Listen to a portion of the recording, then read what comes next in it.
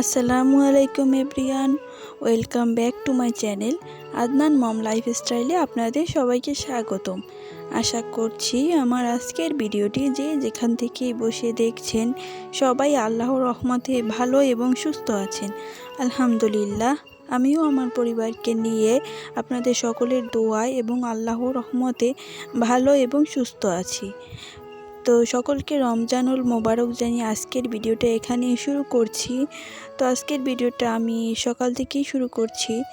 তো রমজানের সকালটা একটু দেরি করেই শুরু হয় বলতে গেলে, কারণ সেহরির পর নামাজ পড়ে তারপর একটু ঘুমাই, আর ঘুম থেকে উঠতে কিন্তু একটু দেরি হয়ে যায়। আর এই যে এখন কিন্তু আমার যে ছোট বাচ্চা, ওর জন্য খিচুড়ি রান্না করব, তো ওইটারই প্রিপারেশন নিচ্ছি। রোজার ভিডিও কিন্তু আমি এই প্রথমেই ছাড়ছি, কারণ আমি রোজার মধ্যে আর ভিডিও করতেও পারি নাই আর ছাড়তেও পারি নাই, যেহেতু রোজা একটু কাজের পরিমাণ বেশি থাকে, তার মধ্যে আবার রোজা রাখতে হয়, তারপরে ইবাদত বন্দেগী তো আছেই। অন্য মাসে থেকে এই রমজানের মাসটাতে সবাই চেষ্টা করে কম বেশি একটু ইবাদত করার জন্য। যদিও রোজার সময় কিন্তু দুপুরে খাওয়া দাওয়ার ঝামেলাটা নেই, তার জন্য একটু শান্তি পাওয়া গেলেও বিকেলের দিকে আবার সেই কিন্তু অনেক বেশি ঝামেলা হয়। আর যাদের ছোট বাচ্চা আছে তারা তো বলতে গেলে অনেক ঝামেলায় পড়ে। আর আমার যেহেতু দুইটা ছোট ছোট বাচ্চা, ওদেরকে সামলে আসলে কাজ করাটা অনেক কষ্টকর। আমাদের কাছে এই রমজানের এক মাস আমাদের মুসলমানদের কাছে কিন্তু অনেক বেশি গুরুত্বপূর্ণ। বছরে এই একটা মাসই পাই আমরা সিয়াম সাধনা করার জন্য।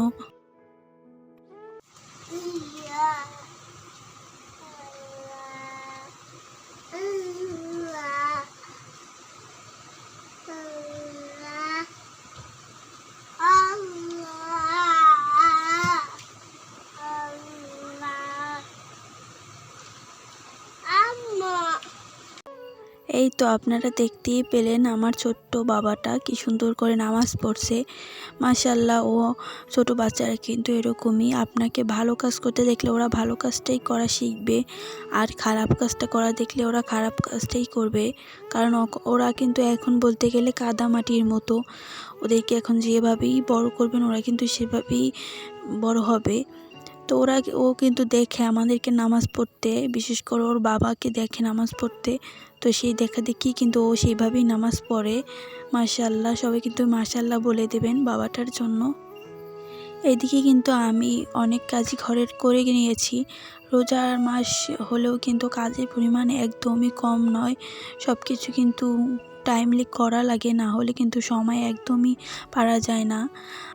তো টেবিলটা কিন্তু একটু এলোমেলো হয়ে ছিল আর অনেকটাই ময়লা ময়লা হয়ে গিয়েছিল, তো ওটাকে একটু পানি দিয়ে মুছে তারপর পরিষ্কার করে গুছিয়ে নিয়েছি। আর এখানে যে খিচুড়ির প্রিপারেশনটা নিয়ে রেখেছিলাম ওইটাই রান্না করে নিচ্ছি।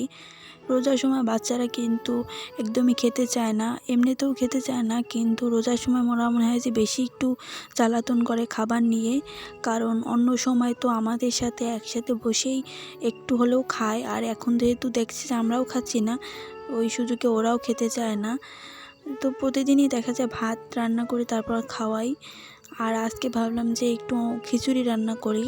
তো সব সময় একরকম রান্না করলে কিন্তু বাচ্চারা একদমই খেতে চায় না, ওরা এমনিতেও খায় না, আর তার মধ্যে একই খাবার প্রতিদিন দিলে তো আরও খাবে না, তাই আর কি খিচুড়িটা রান্না করলাম। এই রোজার সময় কিন্তু আমি ভিডিওটা একটু কম করছি, কারণ কাজের চাপ, তারপর রোজা রেখে ভিডিও করাটা খুব কষ্টকর হয়ে যাচ্ছে। তার মধ্যে যদি ভিডিও করি তাতে দেখা যায় কাজের অনেক বেশি লেট হয়ে যায়, তাই আর কি একটু কম করছি ভিডিওটা। তবে রোজার শেষে ইনশাআল্লাহ রেগুলার ভিডিও দেওয়ার চেষ্টা করব।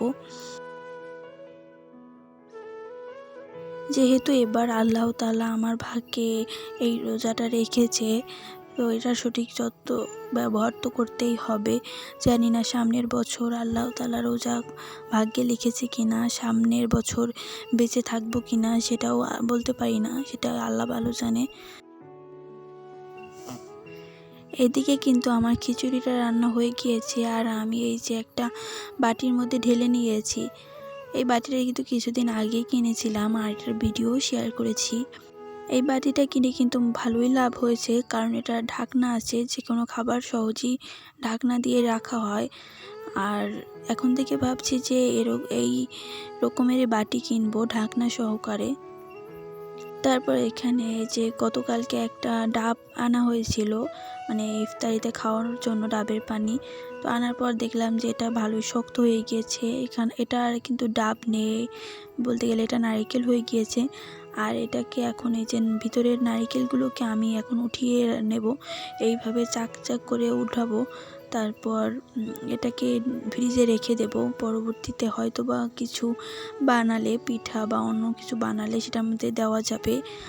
আর ফেলে দিয়ে তো আর লাভ নেই, এরকম কিন্তু পিঠার মধ্যে দিলেও খেতে ভালো লাগে, তাই আমি আর কি রেখে দেব। আর এভাবে উঠে যদি ফ্রিজের মধ্যে রেখে দেই, এটা কিন্তু নষ্টও হবে না, অনেক দিন ভালো থাকবে। তো আমার ভিডিওটা দেখতে দেখতে ভিডিওর এই পর্যায়ে যারা চলে আসছেন আর একটা লাইক দিতে ভুলে গিয়েছেন, তারা প্লিজ ভিডিওটাতে দয়া করে একটা লাইক দিয়ে তারপর ভিডিওটা কন্টিনিউ করবেন।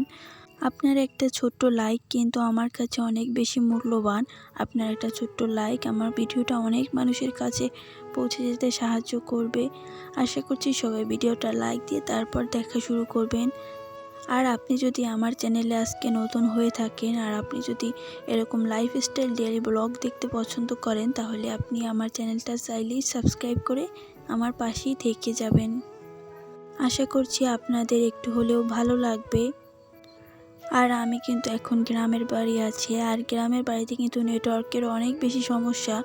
দেখা যায় ঘর থেকে বাইরে বের হলে তারপর নেটওয়ার্ক পাওয়া যায়, আর বাসার ভিতরে থাকলে তো একদমই নেটওয়ার্ক পাওয়া যায় না। তাই কিন্তু অনেকের ভিডিওই আমি দেখতে পারবো না, তাই দয়া করে কেউ আমাকে ভুল বুঝবেন না। যাই হোক, এটা কিন্তু বিকেলের ভিডিও, আর আজকে রান্নাটা একটু দেরি হয়ে গিয়েছে। আর আজকে আমি মুরগির মাংস রান্না করব। তার জন্য প্রথমে এই যে মশলা কষিয়ে নিচ্ছি। আর আমি রোজার আগে কিন্তু বাড়িতে ছিলাম, গ্রামের বাড়িতে, তো কোনো রোজার প্রিপারেশনই আমি নিতে পারি নাই। সবার ভিডিও দেখেছি, সবাই খুব সুন্দরভাবে রোজার প্রিপারেশন নিয়েছে, কিন্তু আমি কোনো প্রিপারেশনই নিতে পারি নাই। এইখানে এই যে আদা রসুন, এটা কিন্তু আমি আজকেই মানে করে থেতো করে তারপর নিয়েছি। আর সব সময় তো রোজার আগে এগুলো সব ব্লেন্ড করে তারপর রেখে দেই, কিন্তু এবার তার কোনো মতেই করতে পারি নাই। আমি রোজার আগের দিন মানে বাসায় গিয়েছি, তার আগে তো বাড়িতেই ছিলাম। তো আগের দিন গিয়ে তো আর সব প্রিপারেশন নেওয়া যায় না, তার মধ্যে ছোট বাচ্চাটা অনেক বেশি অসুস্থ ছিল। তো ওকে ডাক্তার দেখিয়েছি, ডাক্তার বলেছে রোজার আগের দিন, মানে যেই দিন থেকে আমরা রাত থেকে সেহরি খাবো, ওই দিন ডাক্তার বলছে যে ওকে হসপিটালে ভর্তি করতে। ও এতটাই অসুস্থ ছিল, তারপরও কোনো রকম মানে একটু যেই সুস্থ হয়েছে, আর হসপিটালে ভর্তি করা লাগে নাই। আল্লাহর রহমতে ও সুস্থ হয়ে গিয়েছে। তাই আর কি যতটুকু কাজ করতে পারবো এতটুকু করতে পারি নাই। তাও আল্লাহর কাছে শুকরিয়া আদায় করি যে আল্লাহ বাচ্চাটাকে সুস্থ করেছে। তাও শুকরিয়া আদায় করি আল্লাহর রহমতে ও খুব তাড়াতাড়ি সুস্থ হয়ে গিয়েছে। যদিও এখনও বলা গেলে অসুস্থ হালকা আছে, মানে ও ওই অসুস্থতার পর থেকে একদমই খেতে চায় না কোনো কিছু, মুখে দিলেই মুখ থেকে ফেলে দেয়, একদমই নষ্ট হয়ে গিয়েছে। এইদিকে আমি এই যে রান্না করে নিচ্ছি, প্রথমে ভালোভাবে মশলাটাকে কষিয়ে নিয়েছি। আর অফ ক্যামেরায় কিন্তু আমি মুরগির মাংসটা ভেজে নিয়েছি, কারণ আপনার বাবা আবার মুরগির মাংস না ভেজে রান্না করলে খেতে চায় না, তার কাছে ভাজাটাই ভালো লাগে। আমার কাছে অবশ্য ভাজা ভালো লাগে না, এমনিতে কষিয়ে রান্না করলেই ভালো লাগে। তো আজকে তার পছন্দ মতোই রান্না করলাম। মা হিসেবে কিন্তু এখন সন্তানের সুস্থতাই মনে হয় যে বড় শান্তি। সন্তান অসুস্থ থাকলে কিন্তু একজন মায়ের কাছে সবথেকে বেশি খারাপ লাগে। তার নিজের অসুস্থতাতেও মনে হয় যে এত খারাপ লাগে না, যতটা খারাপ লাগে তার সন্তান অসুস্থ থাকলে। আমার দুইটা বাচ্চা তো বলা যায় যে একসাথেই ওরা অসুস্থ হয়, দুজন একসাথেই অসুস্থ হয়ে পড়ে। একজন অসুস্থতা হলেও দেখা যায় কি একটু কষ্ট কম হয়, কিন্তু ওরা দুজন একসাথে অসুস্থ হয়ে পড়ে। তাই আর কি আমার ঝামেলা সবসময় বেশি হয় ওরা অসুস্থ থাকলে। আর এই যে আমার কিন্তু রান্না শেষ, আর এটা কিন্তু ইফতারের সময় হয়ে গেছে। আর এখানে ইফতারের আইটেমগুলো কিন্তু সব কিনে আনা হয়েছে, যেহেতু বাচ্চারা অসুস্থ তাই মানে ইফতারের আইটেম বাহির থেকে কিনে আনা হয়। এগুলো ভাজতে গেলে তো অনেক বেশি ঝামেলা হয় তাই। আর এখানে তরমুজ আর খেজুর আছে, আর সাথে শরবতও আছে 2 রকমের। এখানে ইসবগুলের ভুসি আছে আর একটা জুস করেছিলাম তরমুজ দিয়ে। তো সামান্য এগুলো দিয়েই কিন্তু ইফতার করি। ও সাথে কিন্তু বেলের শরবতও আছে। এই যে এটা কিন্তু বেলের শরবত। তো ইফতারের আগে মনে হয় যে কয়েক পদের শরবত করা হয়।